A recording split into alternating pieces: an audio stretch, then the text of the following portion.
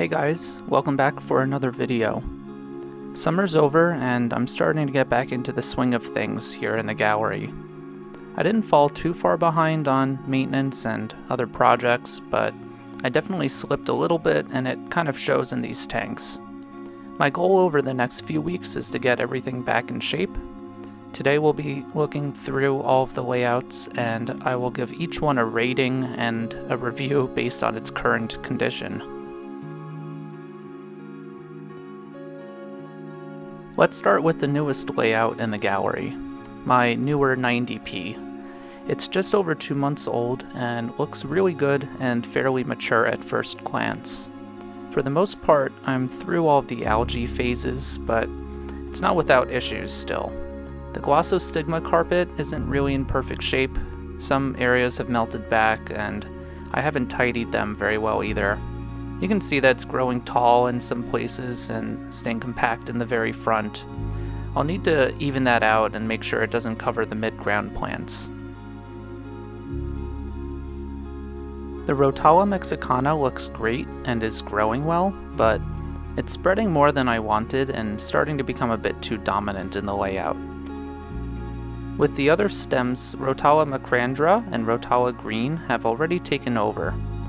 Myriophyllum guyana initially melted, but I replaced it with stems from a different tank. It's growing slower than the other plants though, so I'll need to make sure I can manage things to ensure it's not shaded out. On the right side, there's barely any stem growth. The Ludwigia arcuata almost completely melted, so just recently I replaced it with Rotala valachi. In time it should grow tall enough to balance things out. I'm aiming for an island composition, but right now it's been leaning more towards an island style since the Rotala macrandra and green just grew so quickly. The Hygrophila pinnatophyta UK is doing really well. Nice color and spreading runners already. At first I thought there was algae on the leaves, but looking closer, it's actually hydra. You can even spot it on the glass if you look carefully.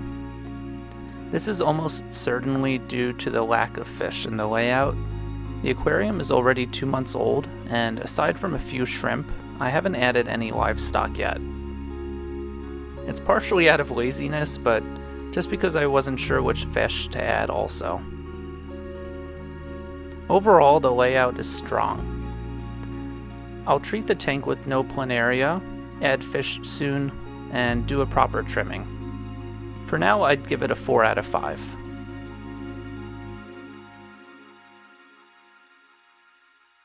Next up is my other 90p. This one is much more mature at about 9 months old, but some recent changes have set it back and it's kind of in construction mode, I guess. I had to replace the broken inline CO2 system with an ADA diffuser. I believe the switch changed the circulation, and you can see the bottom right corner has been suffering quite a lot. Over time, the HC cuba there completely melted. At first, I wasn't sure if it was a CO2 or fertilization problem. I added root tabs and increased the fertilization since it kept getting worse, and it was right under the diffuser, so I figured it had to be CO2 circulation. Before, the gas was coming through the outflow lily pipe, so distribution was better. I ended up removing the melted section and replanted it with some fresh trimmings just last night, which is why it looks almost completely bare. I also gave the carpet a pretty hard trim since it had grown too tall over the summer, and it kind of looks a bit patchy elsewhere also. Looking at the Holanthium tenuum broadleaf, some leaves have white tips and others are turning translucent. It's another classic nutrient deficiency problem. I've added root tabs, but I might also experiment with a different fertilizer routine to give a bit more support. With so many mature plants, this tank needs more nutrition now than it did when I first set it up, and I haven't really made the proper adjustments to that. I'm confident that the tank will bounce back, but right now it looks pretty rough with the algae and the patchy carpet, so I'll have to give this a 2 out of 5.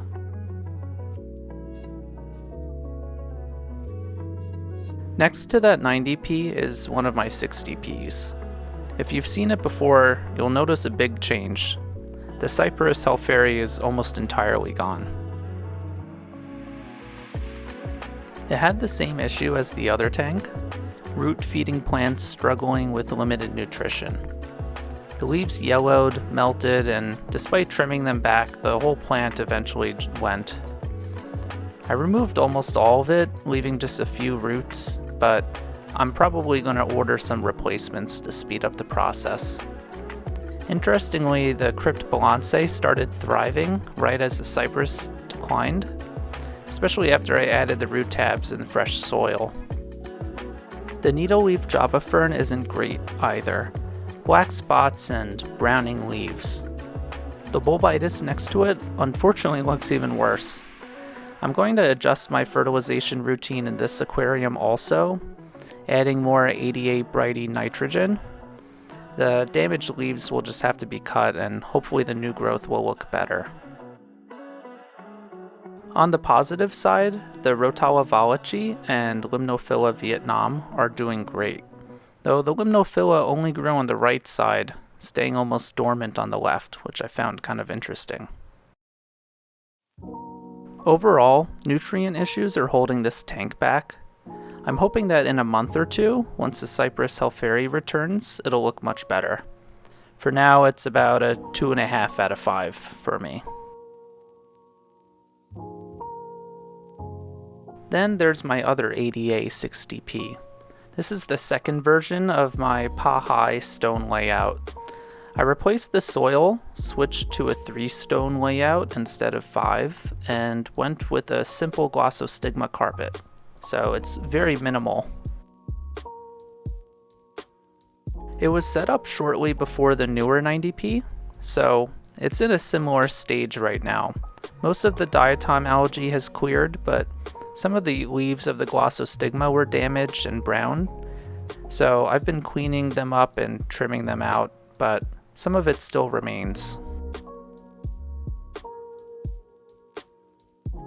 Originally, some of the patches of glossostigma were growing too tall, but some frequent trimming has been kind of training it to grow more compact, and that's been improving as well.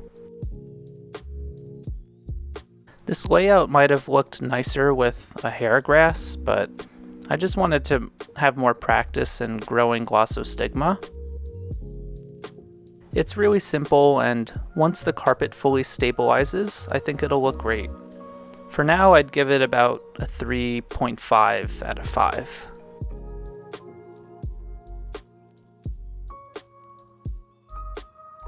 Now onto the 120p, the largest in the gallery. Unfortunately, I have some bittersweet news here. I've decided to take down this tank sometime in the near future.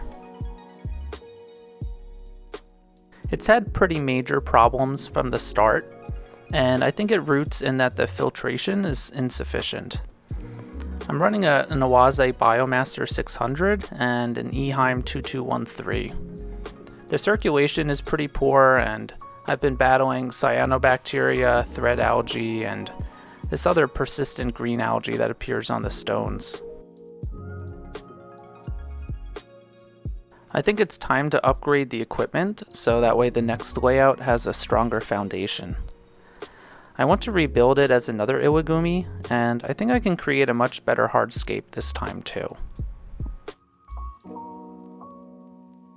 I did a pretty large maintenance session the other day and have been addressing some of these problems, but since I'm just grading it based on the footage here, I'd have to give it like a 2 out of 5, but I think it looks quite a bit better, and I'll have to provide some other footage before I take this aquarium down. Here's my Mini M, which is a 5.5 gallon tank that's about 5 months old now. It's been running smoothly overall. I did notice some thread algae on the moss last week, which I solved with just trimming it back, and since I had let it get a bit too dense. My only complaint is the stems in the background. The Myriophyllum Guyana is doing okay, though I did pull some of those stems to use in the 90p, so it's appearing a bit thin and leggy. The Rotala Vietnam, however, isn't really doing well here at all. It's always been growing in kind of weak, thin, and has a bit of algae and deterioration at the base. I'm not sure if the lighting's too low or if there's something else involved, but it never really took off. So I'm planning on removing that plant and trying a different stem plant there instead. Since everything else is healthy and doing really well, I'll give it a 4 out of 5.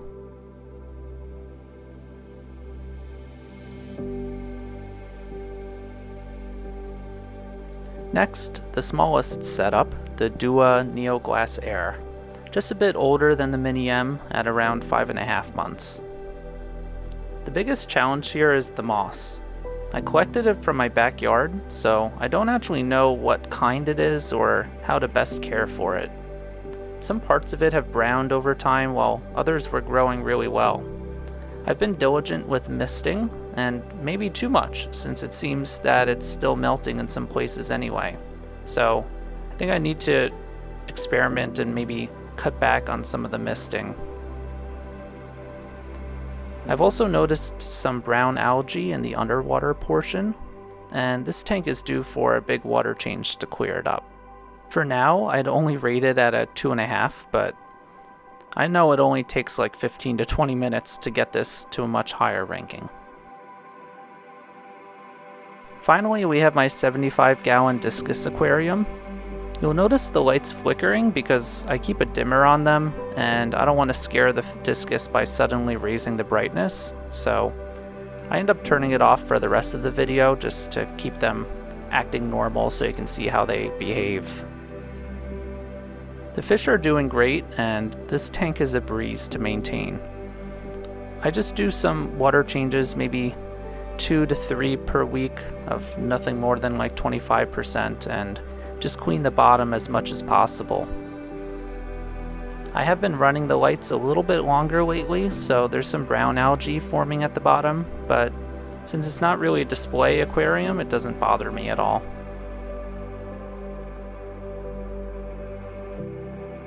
This one is easy for me. It's a 5 out of 5. It's the complete opposite of when I first got the Discus and had so many struggles with them. They're just fun to enjoy.